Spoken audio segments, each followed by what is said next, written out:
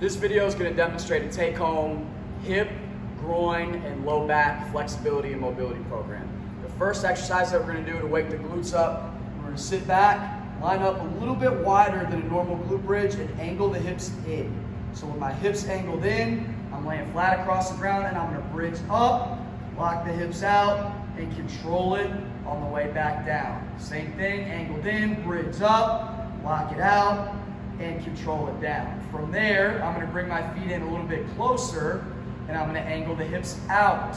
So now I'm rotated toward the outside. I'm going to bridge up, press through the hips, squeeze the glutes, and control it back down. I'm on the edges of my feet, press it up, press it into the hips, and squeezing the glutes at the top. When I finish that one, I'm going to bring it down and cross over into a figure four position. I'm going to take my arm, thread it through the middle, and grab on to the front of the knee. I'm pulling back, stretching into the glute and hip, and I'm trying to flatten myself back here on the ground. I'm going to hold this stretch and lock in that position. When I finish it, I'm going to keep holding at the top with my legs, but I'm going to release the arms and rotate over to the side. I'm going to turn my head the opposite way that I bring this hip and leg across. So as I come across here to the left, I'm rotating and looking back to the right. I got my arms out wide to try to keep my shoulders pinned down to the ground. Uncross from there, I'm going to straighten my legs out and then work into a groin and hip stretch. So I'm bringing this leg up here to the top. I'm trying to keep this leg pinned to the ground best that I can. This arm's out here for balance. And I'm going to pull and open this hip as wide as it'll go. And then bring it back up to the top. Again, I have to anchor this leg down so that I feel the stretch. Pressing out, open the hip and the groin, and bring it back up to the top. From there, I'm going to reverse it, anchor this arm down for balance, pull this across. I'm looking the opposite way again, and I'm going to pull this hip across my body as far as it'll go, and bring it back up to the top. Same thing again, pulling the hip across, turning the head the opposite way to get that rotation through the spine, and bring it back up. After I finish the series on my back, I'm going to flip around and work into some deeper hip stretches. My knees are going to be out here wide. I'm using my arms for balance and leverage. I'm going to sit back, pressing into the ground, sit your butt back towards your heels, and open up the knees. The wider that I open the hips, the more that I'm going to feel the stretch.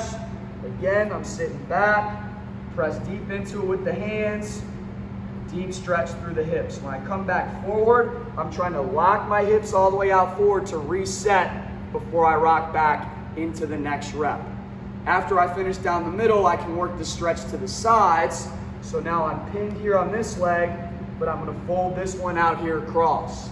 I'm trying to fold my foot to the ground so it pulls down here through the groin and the inside of the hamstring muscle group. Sitting back, pressing here into the hip, and then pressing the hips back forward. Again, locking them out here at the top, sitting back into it, hitting that medial hamstring, and still stretching into the groin. I finished that one on both sides. I'm going to go into a figure four stretch. I'm positioned here. I'm going to take this leg and I'm going to rotate it as far as it'll go. I'm going to take my knee, pin it up a little bit more, and then I'm going to arch my back and drive down into this hip. Relax out of it here, round the shoulders up, and then sit back down into it, driving through the hip. Again, I'm rounding the shoulders here when I relax out of it, and then trying to arch and drive down, pressing into the capsule of that right hip.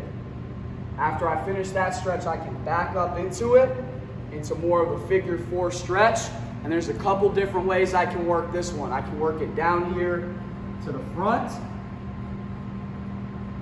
or I can fold it over here to the side with a little bit of rotation. Following the same principle, if I'm pressed up here tall, I can work it tall into the hip this way, or rotate over to change the angle of the stretch. Finishing that stretch in the figure four, I'm going to bring it up onto my feet. And now I'm going to go into a squat stretch and work some internal rotation here through the hips. So I'm going to sit down here into a squat. I'm going to hold it at the bottom, and now I'm going to angle this hip as far as it'll go down to the ground and bring it back up to the middle. Angle the hip, rotate it down as far as I can get that knee to the ground, and bring it back up. Continuing to alternate sides, working that rotation as far as I can turn all the way across the body.